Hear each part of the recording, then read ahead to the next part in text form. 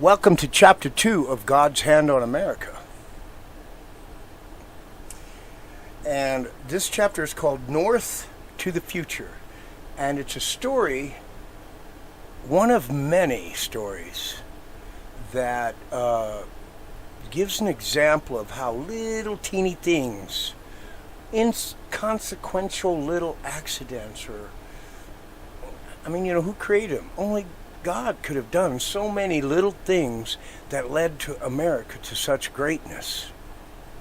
And there are many stories like that. So this is the new chapter in my storytelling, and it's how God has His hand on America in the old days. Those people back then could see it. Oh yeah, they could see it. So today we're going to start this chapter North to the Future. And at the very beginning of the chapter, there's a picture. And in the picture, actually the picture was done by Emmanuel Lutz. And he's the same one that painted Washington crossing the Delaware.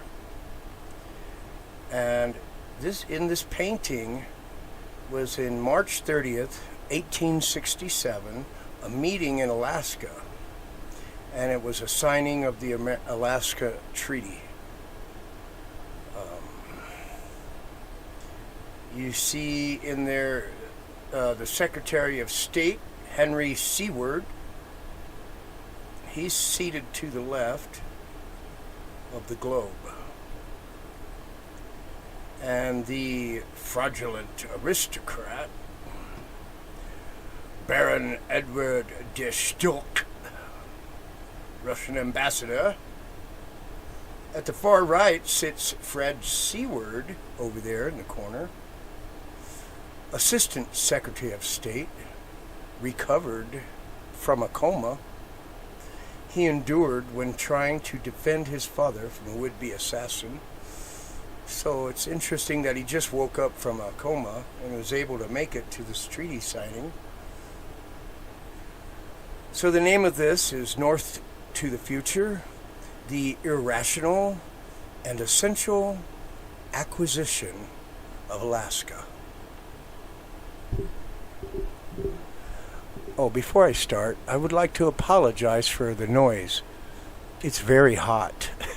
And so I have the air conditioner on. I hope you don't mind.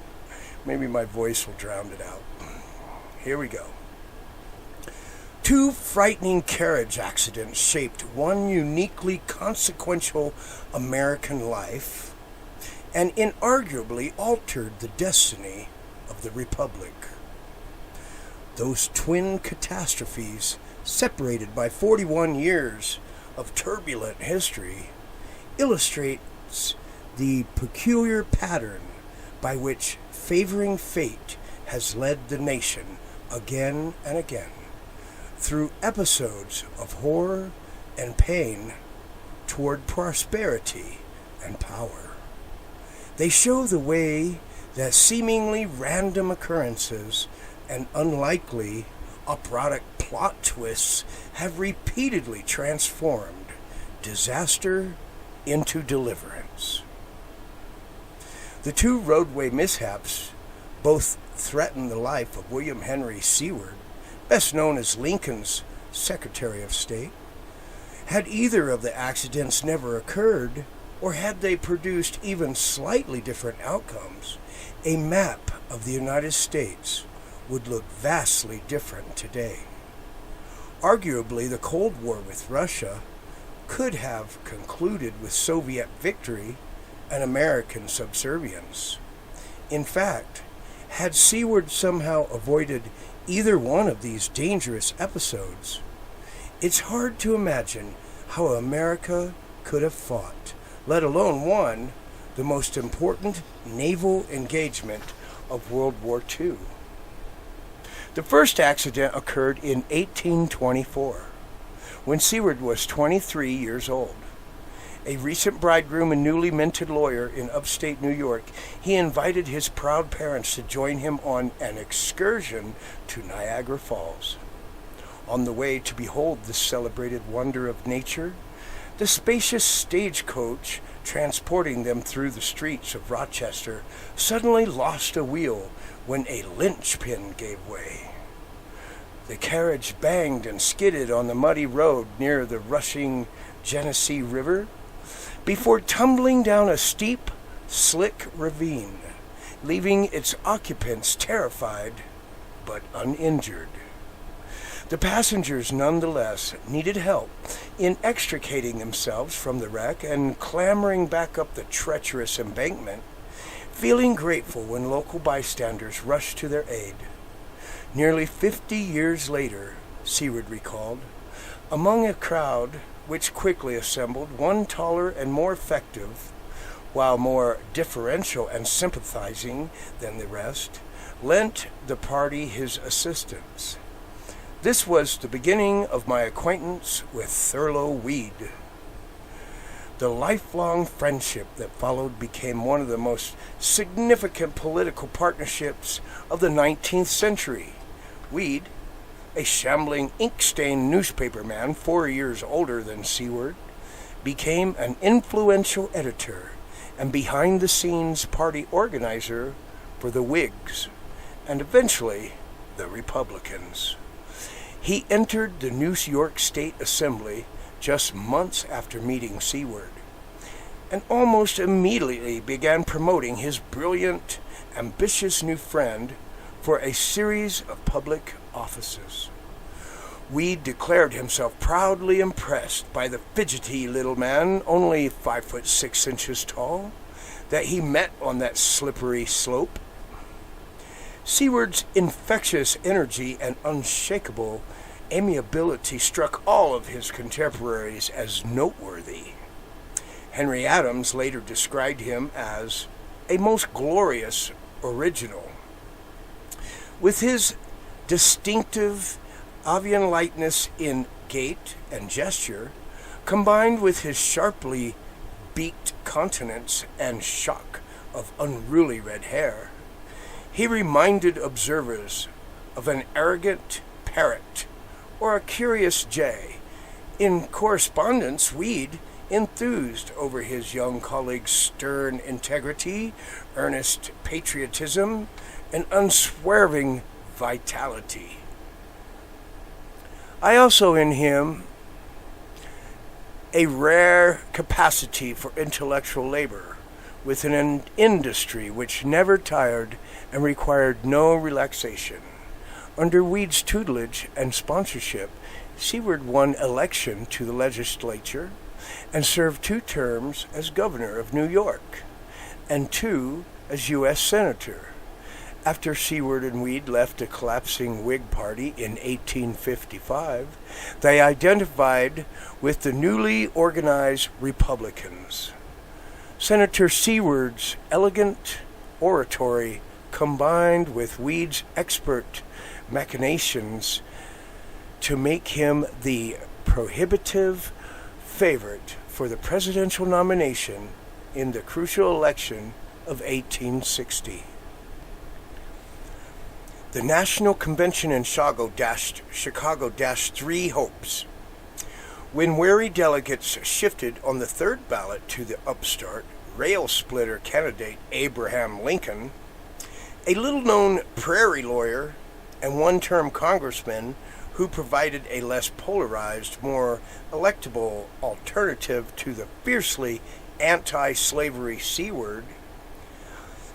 Deeply disappointed, the senator felt like something of a ghost when he ventured back into his hometown streets of Auburn, New York, where he enjoyed overwhelming popularity.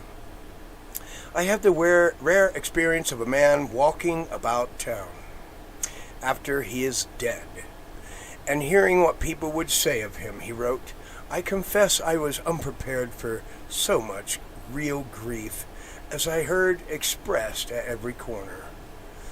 Nevertheless, the defeated candidate overcame that grief and followed Weed's advice to mask his sense of betrayal while campaigning for Honest Abe in northern states, drawing huge, enthusiastic crowds. The United Republicans offered a striking contrast to the hopelessly divided Democrats. And the victorious Lincoln followed a well-established tradition by giving the top slot in his cabinet to the leading figure in the National Party, installing William Henry Seward as Secretary of State. The New Yorker initially expected to dominate the administration, employing his vastly superior education, experience, and Capitol Hill connections in an attempt to guide the rough-hued newcomer from the Illinois frontier. But within weeks of Lincoln's installation in the White House, with the succession crisis presenting the gravest possible test of presidential leadership, Seward generously acknowledged the intellect of his one-time rival as easily equal to his own. In a private letter to his wife in June 1861, the Secretary of State declared, "Executive skill and vigor are rare qualities. The President is the best of us, but he needs constant and assiduous cooperation." Seward determined to provide that cooperation, soon becoming Lincoln's most indispensable supporter within the government. Noah Brooks, the California reporter, who became Lincoln's friend and an astute observer among the Washington press corps, noted that Seward developed a closer relationship with the president and spent more time in private conversations with him than did any other member of the cabinet. His son, Frederick Seward, who served as Assistant Secretary of State, recalled that whenever Lincoln and his father sat together by the fireside or in the carriage, the conversation between them, however it began, always drifted back into the same channel: the progress of the great national struggle. Both loved humor, and however trite the theme, Lincoln always found some quaint illustration from his Western life, and Seward some case in point in his long public career to give it a new light. Lincoln reacted with bemused affection to his associate's irresistible impulse to recall past triumphs. Mr. Seward is limited to a couple of stories which, from repeating, he believes are true. He drawled to a visitor. Seward knew the president well enough to make good-natured sport of the chief executive's own peculiarities. Get addressed an English journalist in Lincoln's presence and confessed that he always wondered how any man could ever get to be president of the United States with so few vices. The president, you know, I regret to say, neither drinks nor smokes. Seward, on the other hand, more than made up for him with his indulgence in both habits, building up an official State Department cellar of fine wines and puffing through nearly a dozen of the best Cuban cigars every day.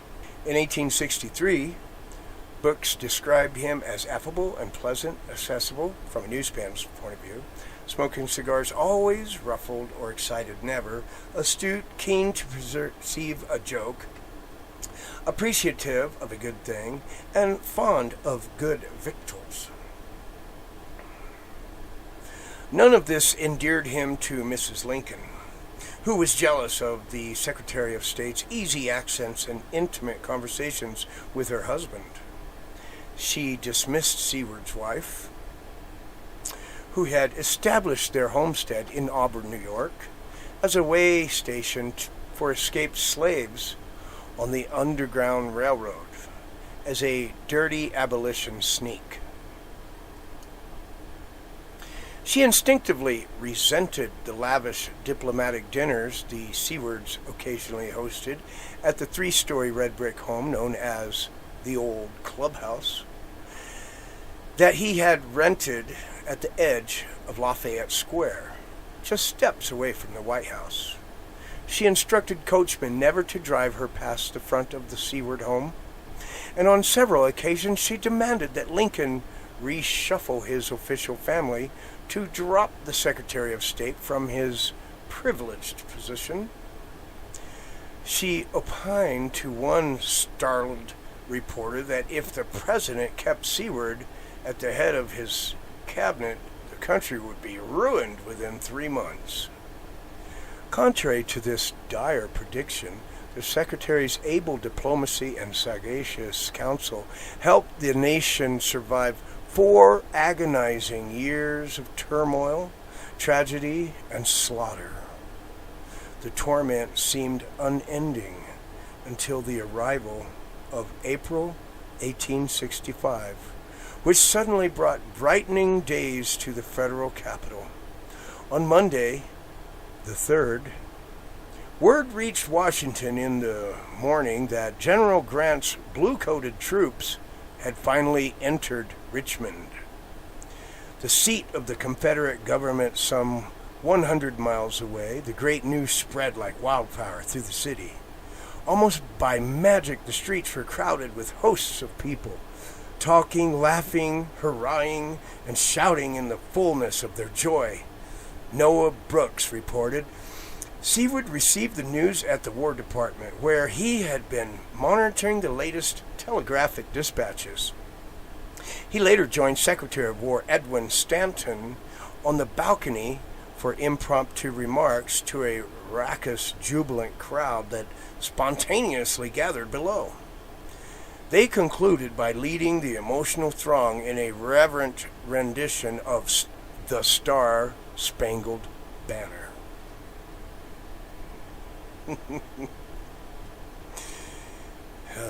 In the greatest anxiety about father. 2 days later, the Secretary of State suffered the second carriage accident that changed the course of his life and affected the fate of the Republic. With the President still in Virginia conferring with his generals and touring the conquered rebel capital, the Secretary of State impatiently awaited Lincoln's return. He needed the chief's quick approval for crucial diplomatic dispatches. At 4 in the morning on Wednesday, April 5th, Seward gave in to his restlessness and set off for a brief spring outing in the company of 3 young people he thoroughly enjoyed. His son Fred, his adoring, much adored 20-year-old daughter Fanny, and Fanny's young friend, Miss Terry Titus. The little group rode in a 2-horse coach up Vermont Avenue with the Seward home near the White House. Troubled by a rattling, improperly closed carriage door that kept flying open, Seward ordered the coachman to stop to repair the problem before they went further. As the driver, Henry Key, got down from his perch and attempted the repair, something startled the horses, and they galloped away, pulling the reins out of the driver's hands and leaving him sprawled helplessly on the street. Noting the obvious danger, Fred Seward promptly jumped out of the cab and tried to slow the panicked beasts. He fell to the ground, while the carriage careened along the avenue, with the loose reins snapping wildly behind the frightened and desperate animals. As Fanny Seward described the chain of events, the horses turned around with a rapid sweep and went on increasing their speed. Father had some idea of being able to stop them and sprang from the carriage in spite of my entreaties that he would not jump. She couldn't see the outcome of his leap, but the heel of his shoe caught the carriage step, spinning him face down on the street. A newspaper account later reported that he fell violently to the ground upon his right side, breaking his arm close to the shoulder joint, bruising his nose, cheek, and jaw in a terribly painful manner. When a passing soldier risked trampling and finally managed to halt the carriage, Fanny got out and hastened back to look for Father, where she met a crowd of men carrying him, and I thought he was dead, but they told me no. She led the men back to the Sewards' rented residence. The family physician, Tullio Verdi, arrived within minutes and found Seward and his lower jaw completely fractured on both sides. His right arm also fractured near the shoulder. According to later medical reports, the blood that gushed from his nose had almost drowned him, cutting off his breathing. The injury struck physicians as life-threatening for the 63-year-old Secretary of State, and Dr. Verdi deemed his condition perilous in the extreme. About 6 o'clock, Fanny reported. I went into the room. He was so disfigured by bruises, his face so swollen, that he had scarcely a trace of resemblance to himself. His eyes were closed by immense swellings. I sat up till 3 o'clock in the morning. Father was restless and talking constantly in his sleep, holding my hand. The biggest challenge for the doctors involved the need to hold together the shattered pieces of his badly broken jaw in order to promote healing. At first, they tried to do the job with heavy bandages but then replaced them with a complicated, specially designed brace of metal, canvas, and wires anchored to the back teeth on both sides of Seward's face. With this contraption covering his lower half of his face and taking potent medication to try to reduce the pain, the Secretary of State could barely speak and became delirious and incoherent each night after dark. In upstate New York, Seward's wife Frances received telegraphic notice of her husband's dire condition and boarded the first available train to Washington. She greatly preferred the comforts of their elegant, spacious country residence outside the town of Auburn, and never made a serious attempt to adjust to the frantic social whirl of the capital city. During 40 years of marriage, the Sewards had spent more than a decade living apart. When Frances arrived the second night after the accident, she made her way to her husband's rented house on Lafayette Square near the White House. Fanny tried to prepare her for the worst. I told Mother before she saw Father something of his appearance, she recalled. Still, she was much shocked by it. Later, she took a cup of tea in the dining room. She had been sick on the way, but was looking well then, and was in the greatest anxiety about Father.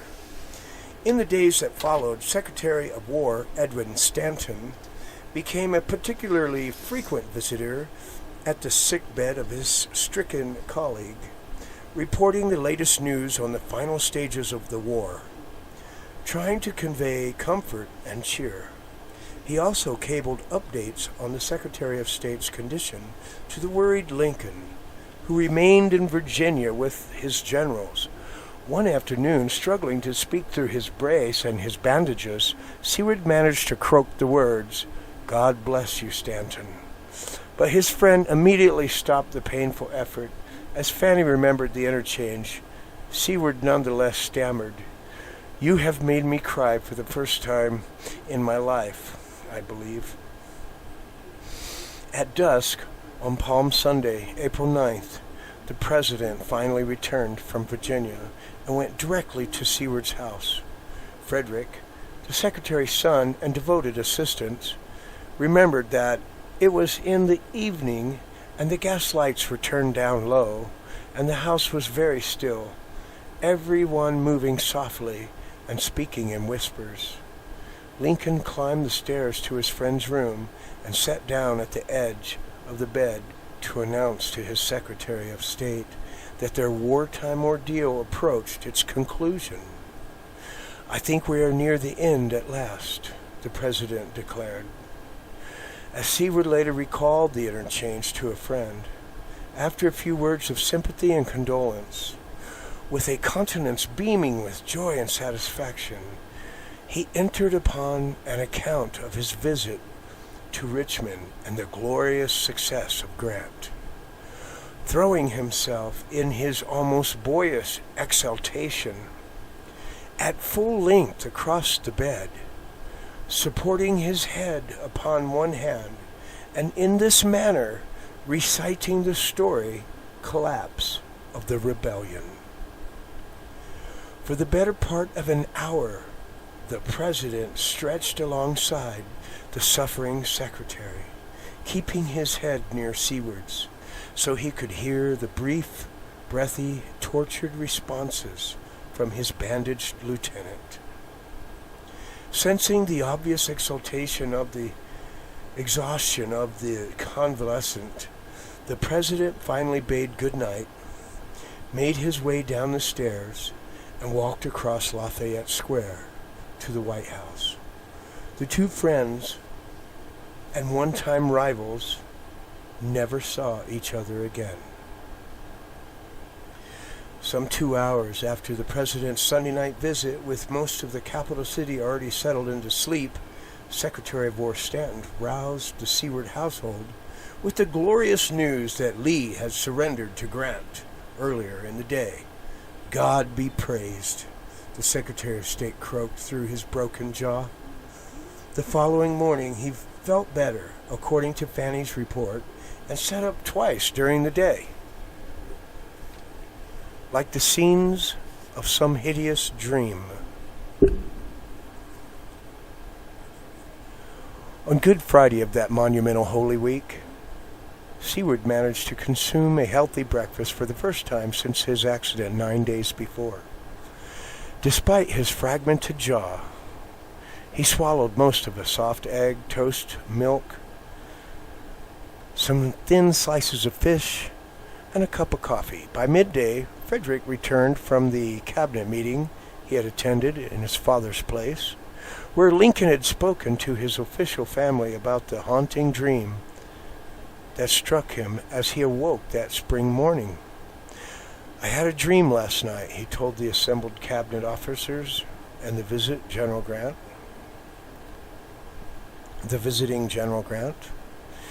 In this vision, which the president said he experienced on many previous occasions before monumentous events, he seemed to be in some singular, indescribable vessel, moving with great rapidity towards an indefinite shore. Fred also reported on the president's kindly feeling toward the vanquished and hearty desire to restore peace and safety at the South, with as little harm as possible to the feelings or the property of the inhabitants.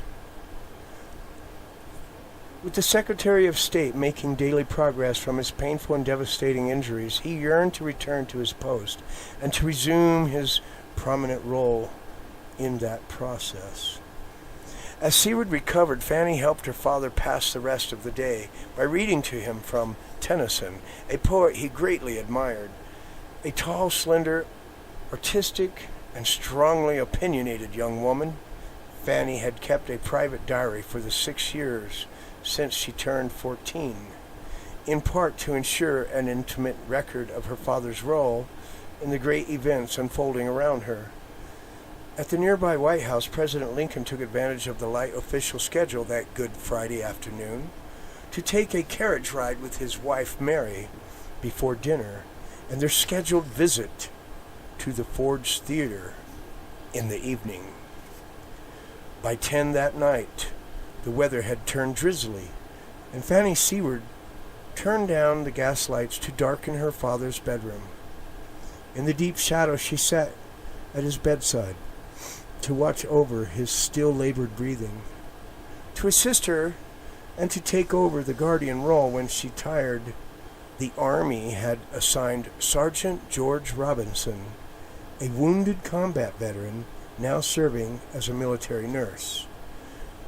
From the third-story bedroom, she didn't hear the bell that rang at the front door or catch the content of the late-night argument that erupted at the entry hall. The 19-year-old black servant who answered the urgent knocking and ringing confronted a tall, powerful-built visitor in a long coat, well-shined boots, and a black, broad-brimmed hat.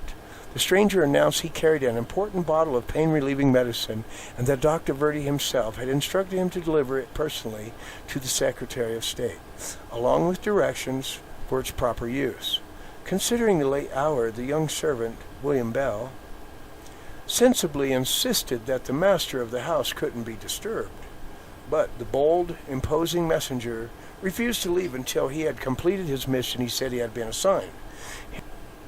Hearing the commotion, Frederick Seward strode out to the stairway to take charge. He offered to receive the carefully wrapped package on his father's behalf. But the intruder who gave the impression that he was rather dull or stupid, stubbornly and endlessly repeated his strange demand to see the old Mr. Seward immediately and in person. When Frederick continued to deny entry to the sick room at the top of the stairs, the messenger seemed to hesitate. "Very well, sir, I will go," he finally announced after a tense, awkward moment of silence. The tall, broad-shouldered strangely slowly retreated a few steps, descending from the landing toward the front door and the dark street, but then whirled suddenly and leapt upward, lunging directly at Frederick Seward, pulling a .36 caliber Whitney revolver from his belt, where it had been hidden by the overcoat. The intruder took direct aim at Seward's face. And now, in swift succession, like the scenes of some hideous dream, came the bloody incidents of the night, Fred recalled much later. With the barrel leveled at his forehead from a distance of perhaps 2 feet, the gun misfired when the would-be assassin pulled the trigger. 5 bullets still remained in the cylinder, but instead of firing a second time and killing the target, the intruder gave vent to his rage and frustration, clubbing Fred Seward with the barrel of his pistol. He struck him so savagely, so intensely, that the force of the blows shattered both the victim's skull and the assailant's weapon. The repeated blows left young Seward's face covered in a sheet of blood as he staggered, falling to the floor with grievous head injuries resulting in a coma that kept him incapacitated for 2 months.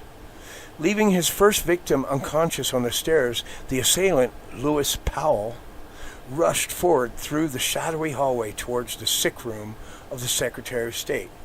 Powell had invaded the Seward residence as part of the synchronized assassination conspiracy devised by the famous actor John Wilkes Booth. Hailed by theater critics as his many admirers as the handsomest man in America, Booth had become an impassioned supporter of slavery who harbored a fanatical determination to kill Lincoln and wreck the tyrannical federal government. The acclaimed 26-year-old thespian naturally assigned himself the starring role in the evening's glory drama. He would kill the president, while 2 of his loyal associates would simultaneously murder the 2 other most significant figures in national office, Vice President Andrew Johnson and Secretary of State Seward. George Atzerodt, the morose German immigrant designated to slaughter the newly installed vice president in his unguarded hotel room, lost his nerve and spent most of the night drinking instead of killing. Powell received only 3rd billing in the highly theatrical production, despite far more direct experience in murder and cruelty than any of his associates. The youngest son among 8 children of an itinerant Baptist preacher from Alabama. Lewis lied about his age when he first volunteered for the fight shortly after his 17th birthday. With 2 brothers dying on the field of glory and a 3rd suffering horrible wounds like losing a limb during the siege of Petersburg that preceded Lee's surrender, the family's sacrifices consecrated the federal cause in Powell's eyes. By all accounts, a ferocious, implacable warrior, Lewis developed searing hatred for the enemy. According to one disturbing and often discounted story, he carried with him the skull of a fallen Yankee and used it to collect his ashes from his cigars. At Gettysburg, Powell himself suffered serious wounds and became a prisoner of war, but later escaped to carry on the struggle with a fiercely effective band of irregulars, the notorious Mosby Rangers. In the last years of the war, he also may have involved himself with the Confederate Secret Service before falling in with Booth. By the time he rang the bell of the old clubhouse with the fake bottle of medicine from Dr. Verdi, Booth had gleaned the physician's name from newspaper accounts. Powell still stood a week shy of his 21st birthday. Despite the gruesome, grisly experiences that scarred his war years, he counted as only 8 months older than the other 20-year-old in the fateful Good Friday confrontations, the ethereal and fragile Fanny Seward. The sounds of struggle at first made Fanny think that servants were chasing a rat in the hallway. As the noise gradually aroused the rest of the household, alarmed, the secretary's daughter opened the door of her father's darkened room and recognized in horror her brother's badly bloodied figure with his skull and open wound. Lewis Powell recognized the open door as his opportunity. He pushed past the slender girl, punched her in the face as he ran toward the helpless Secretary of State, immobilized at the far corner of his bed. The intruder now brandished a bowie knife in his right hand and held the remnants of the revolver in his left. With the butt, he's still useful as a club. When Sergeant Robinson, the Army nurse, tried to stop him, the blade crashed down into the sergeant's forehead, and he fell to the floor. With Fanny shouting, "Don't kill him," Seward began to grasp the situation through the haze that clouded his mind during the nights of his recovery. He later said he knew the man sought his life. Still, he feared for Fanny, and with great effort rose up in his bed to interpose his shattered frame as a protection.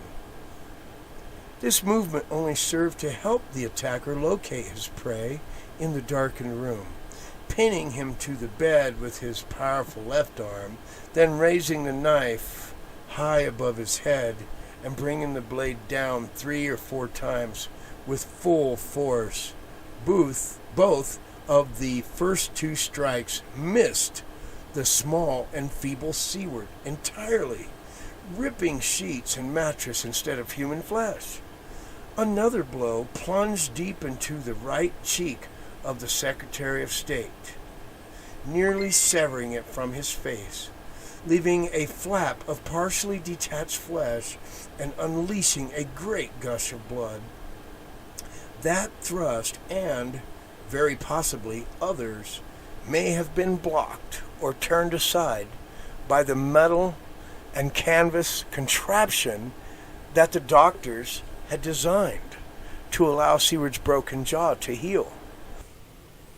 As biographer Walter Starr wrote in his vivid 2012 account, Seward, Lincoln's indispensable man, the secretary was fortunate to be wearing the brace on his jaw. Although accounts differ on this point, it seems likely that the brace deflected one or more of Powell's blows.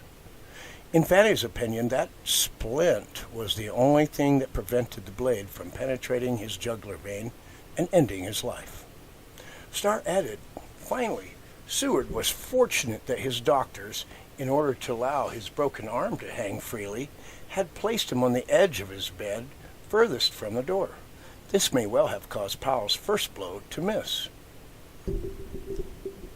It also allowed Seward to fall or to roll himself off the bed out of Powell's reach, at least for a moment.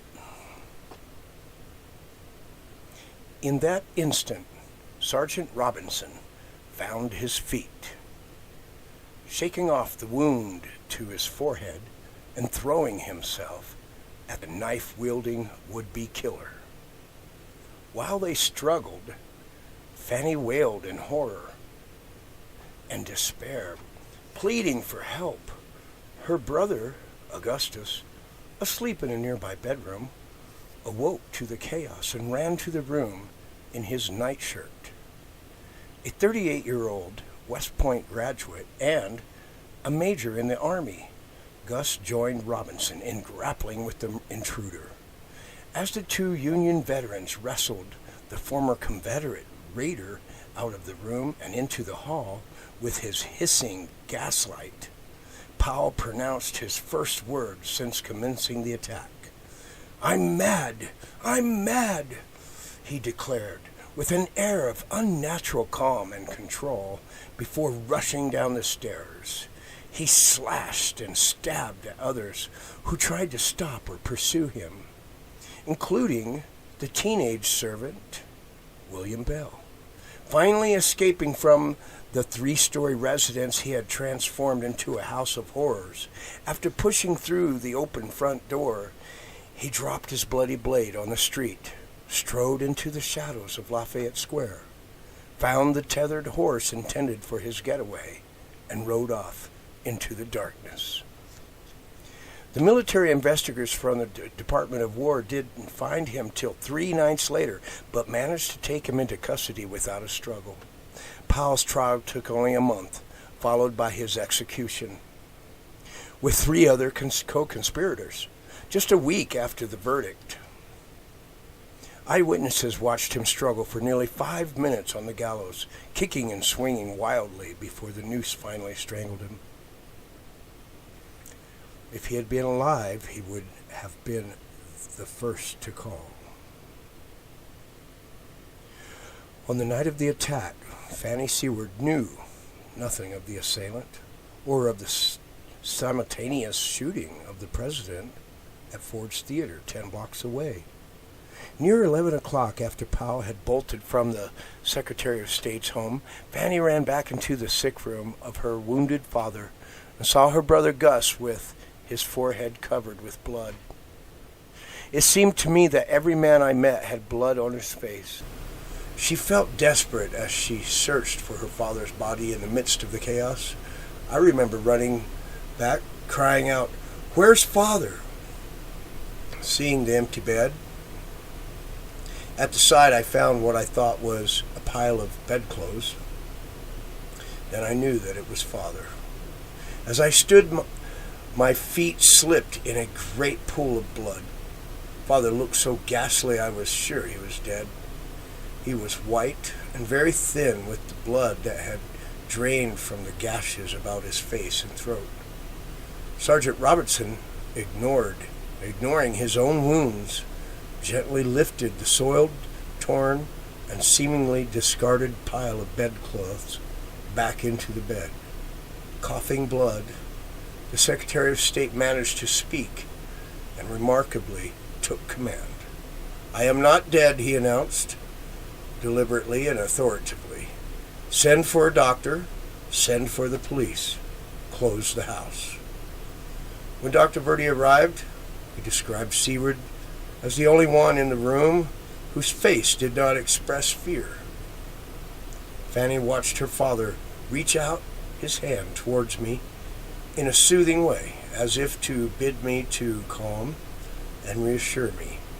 Later, another physician sewed up the great gash in Father's cheek, which had lain open. The doctors worried most about Frederick Seward, who remained unconscious. They expected that even if he survived, his brain injuries would lead to gravely reduced mental faculties. As it happened, he recovered completely and continued as his father's irreplaceable aide for another 4 faithful years, returning to serve President Rutherford B. Hayes as Assistant Secretary of State 8 years after that. He lived until 1915, dying with abundant horrors at age 84. On the drizzly, grim Saturday morning after Powell's rampage, it was Secretary of War Stanton who brought news to the Seward household of the night's other terrors. When Seward's wife, Frances, finished reporting to the Ashen Visitor on the state of her immediate family, she asked as to whether anything later had been heard from the president. "Yes," the bearded secretary quietly replied. "He is dead." Initially, family and physicians kept the ghastly news from Seward to prevent a blow to his recovery. According to an account by Noah Brooks, 5 days after the assassination, the Secretary of State had asked that his bed be moved to give him a view of the intermittent spring sunshine through the window. Eventually, his eye caught the stars and stripes at half-mast on the War Department. Seward then reportedly told an attendant who came in to check on him that he inferred that the president is dead. In response, the assistant stammered and changed color as he tried to say nay, but Seward insisted. If he had been alive, he would have been the first to call on me, but he has not been here, nor has he sent to know how I am. And there's the flag at half-mast. The secretary lay in silence, the great tears coursing down his gassed cheeks, and the dreadful truth sinking into his mind. Other dreadful truths soon afflicted the Seward family. In mid-May, the New York Herald announced that the secretary's wife of 40 years had been made quite ill by mental anxiety and unremitting attention to her husband and son. Fanny sat her Francis's bedside on June 21st, just 9 weeks after Lincoln's assassination and her husband's attack, when she lay still and beautiful, only breathing more and more lightly till she ceased to breathe at all. A year later, Fanny herself suffered from an increasingly painful cough, but nonetheless traveled to be at her frail father's side in Pennsylvania as he campaigned for congressional candidates allied with the new president, Andrew Johnson. The electoral outcome amounted to a massive rejection of Johnson and of Seward, and the exhausting trip seemed to drain Fanny's strength.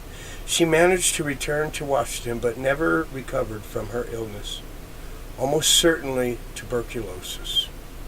She died on October 29th at age 21. After the troop of terrors that nearly trampled William Henry Seward in 1865, the near-fatal carriage accident, the assault on his person by a would-be assassin, the murder of his closest associate in government, the dreadful injuries to his son Frederick, the sudden death of his wife, it was this loss of his brilliant, deeply devoted daughter that struck him with the most punishing force. He wrote to a friend, the diplomat Henry Sanford, "No one can ever know or conceive how precious in my sight was the treasure that you so truly say was removed." To an actress that Fanny had greatly admired, he explained that he knew he should rejoice that she was withdrawn from me to be reunited with the pure and blessed spirit that formed her own. But unfortunately, I am not spiritual enough to find support in these reflections. In a very few years, the controlling influence of the world.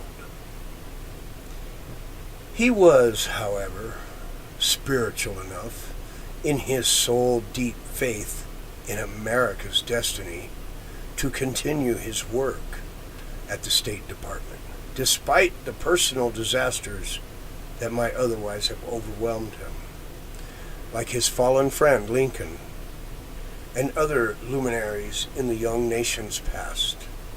Seward hardly counted as conventionally devout or an avid churchgoer, but as with Washington, Franklin, Jefferson, Hamilton, John Quincy Adams, Jackson, and so many more, he combined his highly personal, unorthodox theology with fervent faith in his nation's supernatural significance.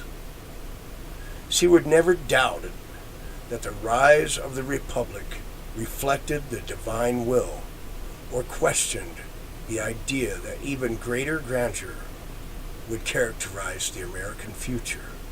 In 1846, 3 years before his elevation to Senate, and before his country had secured its claims to California and Oregon, young Seward sketched dazzling visions of national splendor. Our population is destined to roll its resistless waves to the icy waters of the north, and to encounter Oriental civilization on the shores of the Pacific, he declared. Later that same year, he told enraptured listeners in Minnesota that America would one day swallow the struggling, scraggling Arctic settlements then known as Russian America. I see the Russian, the rising politician declared, as he busily occupies himself in establishing seaports and towns and fortifications on the verge of this continent, as the outposts of St. Petersburg, and I can say, go on and build up your outposts all along the coast, up even to the Arctic Ocean. They will yet become the outposts of my own country, monuments of the civilization of the United States in the Northwest. As a U.S. Senator, he hoped to advance this prophecy by proposing in 1852 a naval survey of the Bering Strait and the yet uncharted waters of the frigid North Pacific. The next year he declared that the borders of the Federal Republic shall be extended so that it shall greet the sun when he touches the tropics, and when he sends his gleaming rays toward the polar circle, and shall include even distant islands in either ocean. He visualized the American people entering on a career of wealth, power, and expansion that would make them, in a very few years, the controlling influence of the world. After Lincoln's murder and the Union victory in the Civil War, fate seemed to provide the Secretary of State with a unique opportunity to pursue bold schemes that had inspired his lyrical rhetoric for 2 decades. He had returned to work and recovered from his injuries, though he wouldn't allow himself to be photographed from the right side, where Powell's deep slice into his cheek left him permanently disfigured. Nonetheless, Seward struck his contemporaries as more impressive than before his near-death experience. So we're going to get back to it. And right now, could you imagine if we didn't have Alaska, what this country would have been like? Or if Russia had taken over this country and conquered us? We'd all be speaking Russian right now. Anyway, we're going to get back to the story. And we left off, and the guy said, the go-ahead way of the Americans. The Americans back then were like that. We were expanding a brand new country. We're only 100 years old. So, only a couple generations from the founding fathers. And so we're going to start off right here. And here we go. The go-ahead way of the Americans.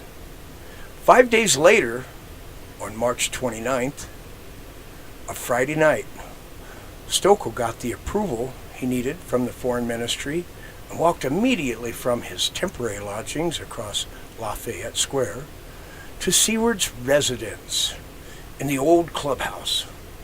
Seward interrupted a game of whist with his family and friends to welcome the news and the ambassador's suggestion that he would appear at the secretary's office the following morning to agree on final language and execute the treaty. But the energized and excited Secretary of State saw no reason to delay. Why wait till tomorrow, Mr. Stokel? He famously declared. Let us make the treaty tonight. But your department is closed, the Baron protested. You have no clerks, and my secretaries are scattered about the town. Never mind, said the Secretary of State, assured him. If you can muster your legation together before midnight, you will find me awaiting at the department, which shall be open and ready for business.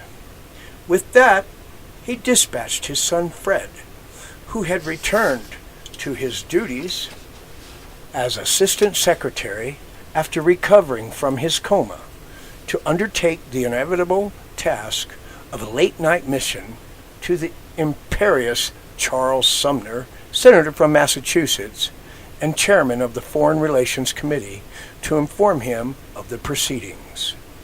Though the distinguished New Englander proved unavailable for the occasion, the convivial comrades who actually showed up at the State Department worked indefatigably between midnight and 4 a.m. and successfully concluded the largest real estate transaction since the Louisiana Purchase at a price of $7,200,000, approximately $125 million today's dollars. The Russian Empire ceded all its property in North America to the United States for 1.973 cents per acre, to be exact. 1.9 cents. Almost 2 pennies per acre. Shortly after sunrise on that fateful Saturday morning, Seward walked the signed documents over to the White House, where the president expressed his enthusiastic approval. Andrew Johnson composed a brief message to attach to the documents, urging rapid ratification before the Senate's imminent adjournment for its spring recess. The next section is called "The Citizens Throbs Anew." Despite his differences with President Johnson over the issues of Reconstruction, Senator Sumner took up the cause of winning support for the purchase of Russian America. Before the Foreign Relations Committee, which he chaired and dominated, the senator encountered considerable grumbling about the dominant role of Seward in the arranging the whole transaction. Most Republicans had come to resent his unwavering support for the embattled president. William Fessenden of Maine told his fellow senators he would support the treaty only with an extra condition that the Secretary of State be compelled to live there, and the Russian government required to keep him there. Though his colleagues failed to attach that particular provision, the Senator Fessenden remained grumpily opposed. The treaty cleared the Foreign Relations Committee within a week, drawing a vote of 4-2, with one abstention. Voices in the press divided sharply on the issue, with the New York Tribune continuing to attack the addition of, Russia to the Federal Republic. There is not in the history of diplomacy such insensate folly as this treaty, Editor Greeley thundered. The New York Herald took a more balanced approach, but still characterized the vast territory as an ice house, a worthless desert, with which to enable the Secretary of State to cover up the mortification and defeats he has suffered with the shipwrecked South policy of Andrew Johnson. Opponents also ridiculed the proposed acquisition as Seward's icebox or Johnson's polar bear garden. But, as biographer Walter Stair points out, the term Seward's folly, often cited in modern history texts, never became popular until years later. Moreover, much of the press did offer enthusiastic approval of the proposed deal, but the Boston Herald summarizing the most important argument in its behalf: there can be but one opinion. It is dog cheap. Nevertheless, the efforts to assure ratification proved notably expensive. Seward hosted a series of 5 dinner parties for wavering senators where the New York Herald observed Terrapin and Chateau Margaux will doubtless assist in the elucidation of this already naughty subject. By the time Senator Sumner delivered one of his typical florid and grandiose orations on the Senate floor, commanding the attention of his colleagues for more than 3 hours as his stentorian voice boomed out nearly 50 pages of text, approval seemed all but assured. He began his remarks by acknowledging the arguments against the purchase. The immense country is without form and without light, without activity, and without progress, he allowed. Its life is solitary and feeble. Its settlements are only encampments or lodges. Nevertheless, he insisted that the acquisition would help the nation recover from the dispiriting devastation of the recently concluded sectional conflict. With an increased size on the map, there is an increased consciousness of strength, and the citizen throbs anew as he traces the extending line. At the end of his epochal address, Senator Sumner declared that after the treaty's confirmation, the familiar designation of Russia America must no longer apply to newly purchased property of the United States.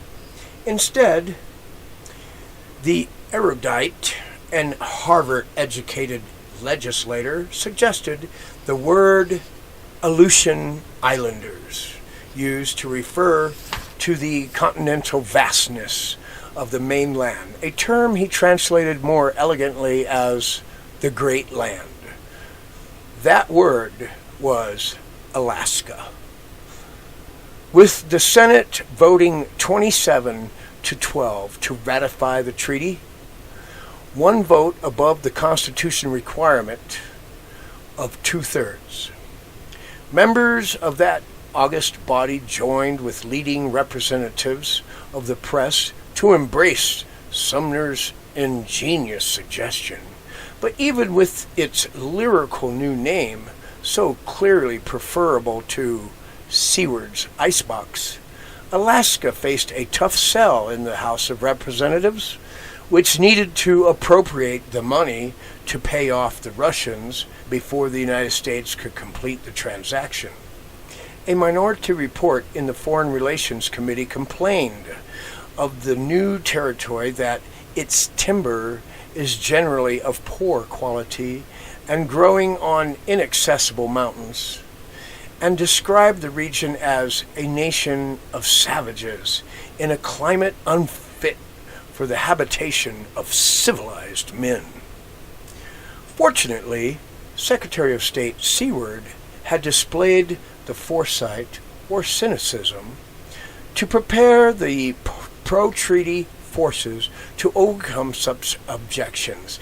In his post-midnight negotiations with Stoeckel, the two men had agreed on the peculiar price of $7,200,000, with the extra $200,000 explicitly assigned to cover the Baron's unspecified expenses associated with the sale. The Russian ambassador quietly approached his personal friends at the Riggs Bank in Washington and persuaded them to advance him the money, personally, against the credit of the U.S. government. Undoubtedly, some of these funds ultimately found their way into the personal treasury of the Stoeckel family, but the Baron also used the windfall to recruit a discreet cadre of well-paid lobbyists who showed no more scruples in the 19th century than similar litigation 2 years after the contested vote confirmed that the purchase promoters paid money legally to reward journalists for favorable reports about the Great Land. Seward sought for his country, but the investigators dismissed accounts of outright bribery as nebulous gossip. Subsequent historians have found much stronger evidence of House members enriching themselves through generous gifts taken from the fund for special expenses allotted to the wily Baron de Stokel. President Johnson himself, for instance, scribbled down notes of a carriage ride that took with Seward as a friendly Sunday outing. The two men stopped for refreshments, and both were known to enjoy mid-afternoon libations, after which the Secretary of State assured him of a favorable outcome in the House of Representatives because of direct payments to key members. John Bigelow, a distinguished diplomat and a close friend of Seward's, reported a similar conversation in his diary. After a typically elegant dinner at the old clubhouse, the secretary mentioned encouraging 10 different representatives to back the treaty, some of whom received as much as $10,000, the equivalent of nearly $200,000 in today's money. In any event, the bill to fund the purchase of Alaska went through easily by a vote of 113 to 43. His great work accomplished, His Excellency Baron von Stokel promptly left town before anyone could pummel him with uncomfortable questions and resigned from the Russian diplomatic service. He spent the final years of his life in Paris, where his expenses from the treaty and his 25,000 ruble bonus from the Tsar allowed him to indulge his elegant and aristocratic tastes. The next section is called Peacefully Beneath the Shadow of Its Wings. None of these grubby background details prevented prominent voices in the press and public from exulting at their sheer scope of Seward's addition to the national landscape. Much as he had hoped, the deal with the Russians stirred nationalistic impulses, even in southern states that had recently fought with desperate valor against the same federal government that now claimed the vast new prize. In an editorial applauding the treaty, the Charleston Daily News in South Carolina cited the good fortune of Brother Jonathan as early version of Uncle Sam. Brother Jonathan was like an early version of Uncle Sam. In comparison to his European counterparts, now while French and English, Austrians, and Perusians, Russians, and Italians are quarreling over Eastern questions and German questions, Brother Jonathan can sit with his sublime indifference on the top of the Alleghenies and spit his tobacco into either the Atlantic or the Pacific, whittling huge California timber with a clasp knife made of iron out of his mountains, and mix his cobbler with lemons grown in his own tropics and cooled with ice brought from his own Arctic Circle. The same writer also reported, with some exaggeration, that Alaska is said to contain the highest mountain in the world, a fit pinnacle from which the American eagle can, when the days of good feeling come back, spread itself over the immense country that will lie peacefully beneath the shadow of its wings. William Henry Seward got a bald eagle of his very own as a memento of the epic journey to Alaska that he undertook shortly after he left office as Secretary of State. Despite his weakening health and the approach of his 70th birthday, he noted that at my age and in my condition of health, rest was rust, and nothing remained to prevent rust but to keep in motion. In June 1869, he crossed the country on the Transcontinental Railroad that had been completed only weeks before. Steamships carried him from San Francisco to the remote settlements of the Pacific Northwest, and then up to the Arctic providence that constituted his great gift to the Union. He delivered a lengthy address to the citizens of Sitka, described by Frederick as Russians in their national dress, United States soldiers in their blue uniforms, Indians in blankets and feathers, and traders and travelers clad in the latest style. He came home to Auburn bearing the captive bird from Sitka in a huge cage, more than 10 feet square. Another trip took him around the world, allowing him to walk on the Great Wall of China and to visit all the European capitals. When he returned, he claimed to have traveled more than 72,000 miles.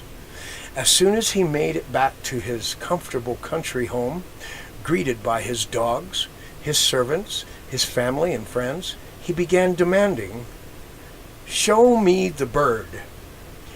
He immediately went to the national symbol, and a visitor reported that the eagle winked at Mr.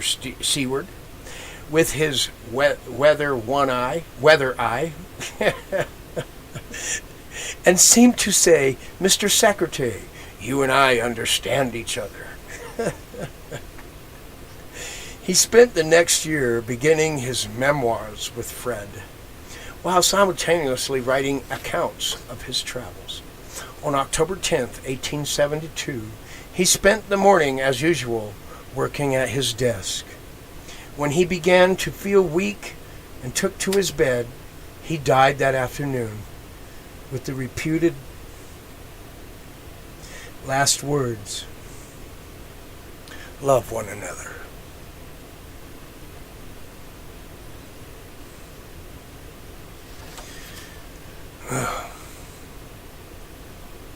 Had he died 7.5 years earlier, during the attack by Lewis Powell on the night of Lincoln's murder, there is scant chance that the United States would have acquired the largest state in the Union.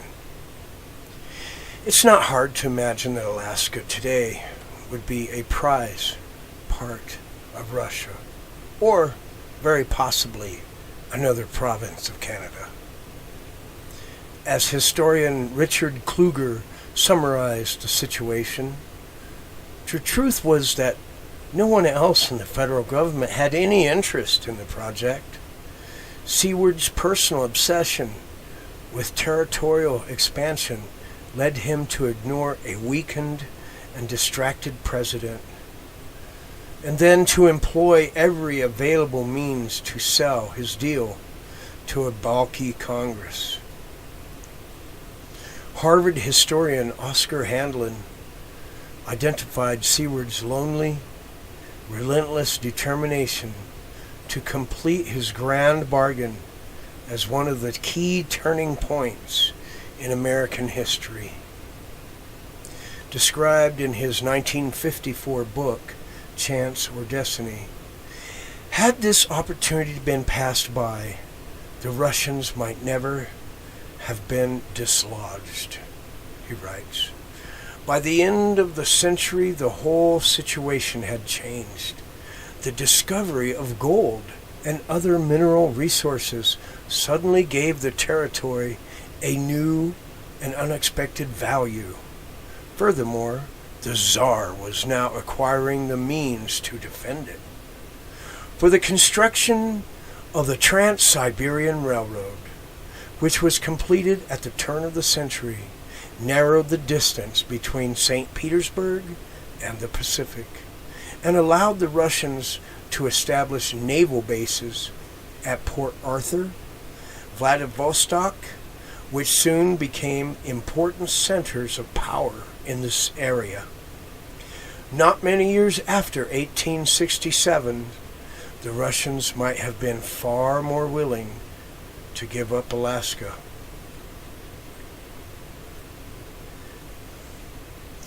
In a 1967 piece in the British journal History Today, Louis C. Kleber ponders the world-shattering importance of Seward's survival and vision. God had his hand on America. Just imagine if those two pins hadn't come out the wheel, if he hadn't had the two carriage crashes, if he had been assassinated by the coalition, the same coalition with Booth to assassinate the president, the vice president, and him, if he hadn't have broke his jaw, he wouldn't have had that protective covering on when he was trying to stab him in the face. And if it wasn't for him buying Alaska, the Russians would be in Alaska right now. The whole United States would be different because Russia would have missiles right there pointed at us. They may have very well taken over the United States if we hadn't have had Alaska. What a crazy story. I'm telling you, God has his hand on America. The discovery of gold in Alaska, the discovery of gold in California made this country rich, made this country powerful. And there's so many stories like that, story after story. And I'm going to go through them. So tune in next time. We'll have another story of how God has his hand on America. God bless you. Good night. God bless you.